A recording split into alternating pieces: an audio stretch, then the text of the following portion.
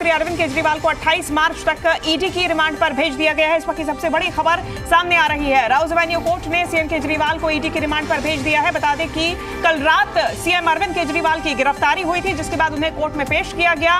Court ने दोनों तरफ से, एक तरफ अरविंद केजरीवाल की गिरफ्तारी के बाद में, कोर्ट में पेशी के बाद में उन्हें रिमांड पर ईडी की तरफ से मांगा जा रहा था। दूसरी तरफ कोर्ट ने दोनों तरफ से दलीलें सुनने के बाद में अपना फैसला सुरक्षित रखा था और अब इन्हें रिमांड मिल गई है, यानी ईडी अब पूछताछ आगे बढ़ाएगी और अरविंद केजरीवाल की रिमांड 28 मार्च तक के लिए ईडी को मिल गई है।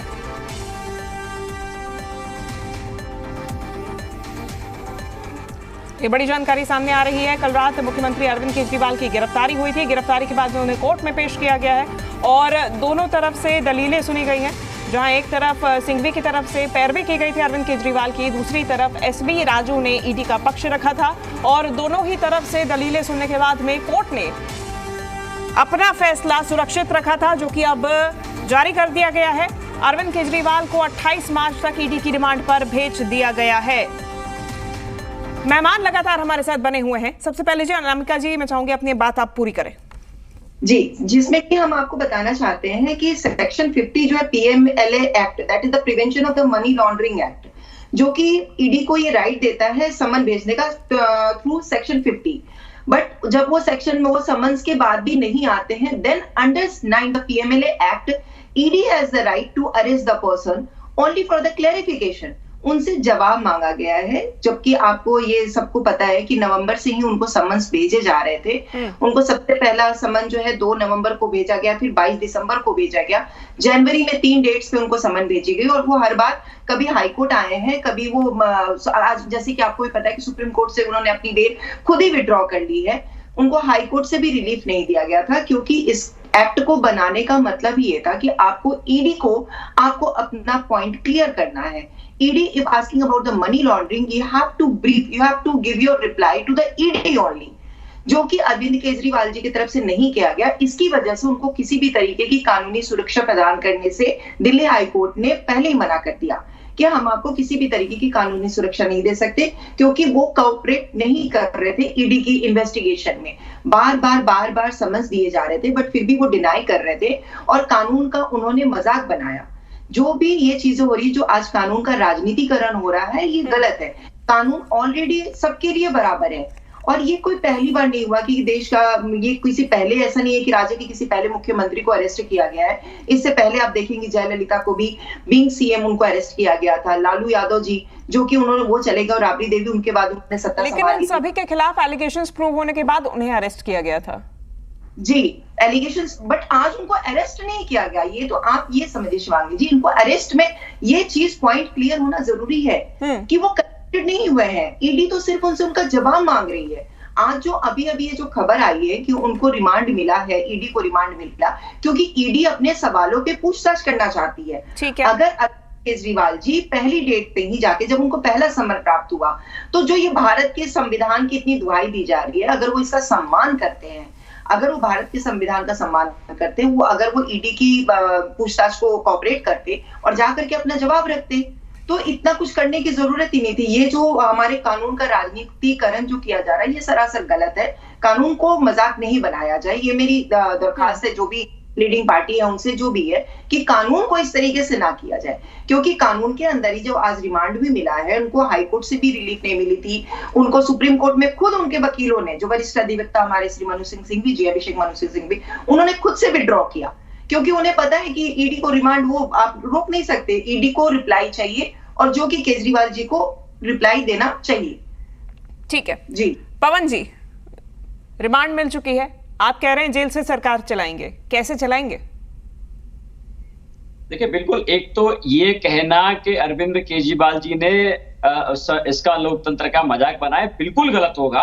अरविंद केजरीवाल जी संविधान को, कानून को मानने वाले हैं, तो क्या आप ये करें कि भारतीय जनता पार्टी आपको चुनाव में रोकने के लिए कि अरविंद केजरीवाल जी लोकसभा के चुनाव में कैंपेन ना कर पाए, भारतीय जनता पार्टी के खिलाफ ना बोल पाए, उनको जेल में डाल दे भारतीय जनता पार्टी, तो क्या आंख बंद करके भारतीय जनता पार्टी के कहे कुएं में कूद जाए? बिल्कुल नहीं कूदना चाहिए, क्योंकि हमको आज भी भरोसा है अपने लोकतंत्र पे, हमको भरोसा है अपने संविधान पे, भरोसा है हमारे सुप्रीम कोर्ट पे, सब पे हमको भरोसा है। लेकिन भारतीय जनता पार्टी आज इस कदर बौखलाई हुई है अपनी आगामी हार को देखते हुए कि जो भी इनके खिलाफ बोलेगा सबको जेल में डाल दिया जाएगा। दूसरी बात, पवन जी माफ कीजिएगा, आपको रोकना चाहूंगी, हमारे पास एक बड़ी जानकारी इस वक्त सामने आ रही है, लौटूंगी मैं आप ही के पास में। बलराम पांडे जी मीडिया संवाददाता हमारे साथ जुड़ गए हैं। बलराम, एक बड़ा झटका माना जाएगा आम आदमी पार्टी को, मुख्यमंत्री केजरीवाल को?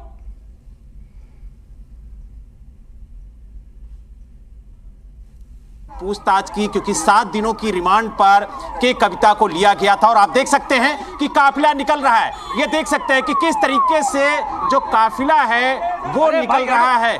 देख सकते हैं कि ये ईडी का जो काफिला है वो निकल रहा है लगातार। आप देखिए, जो थोड़ी देर बाद अरविंद केजरीवाल को कस्टडी में ले जाया जाएगा, 7 दिन की रिमांड के बाद।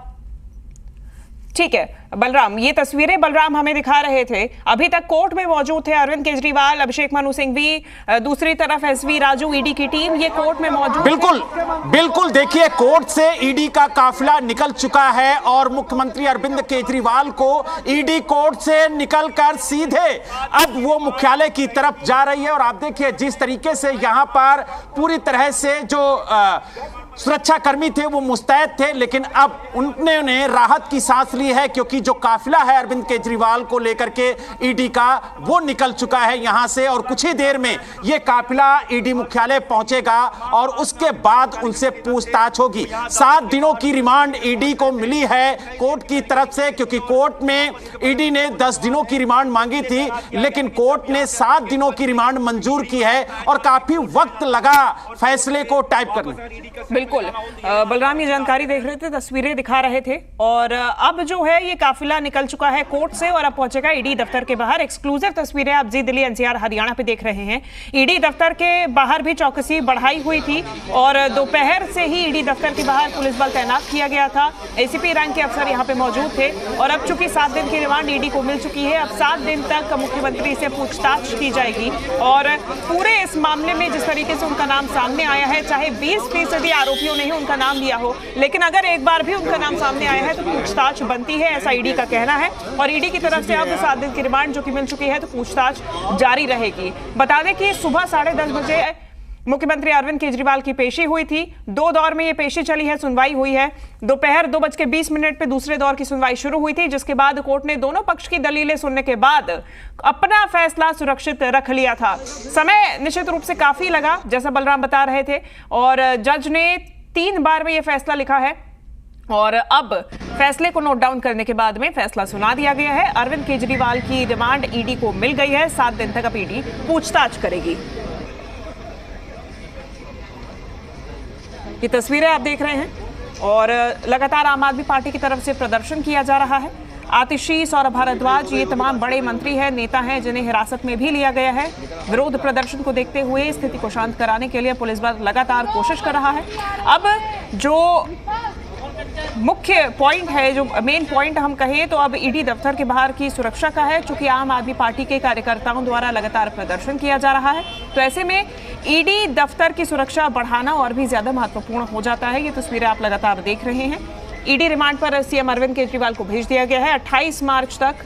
अब ईडी की रिमांड पर मुख्यमंत्री रहेंगे।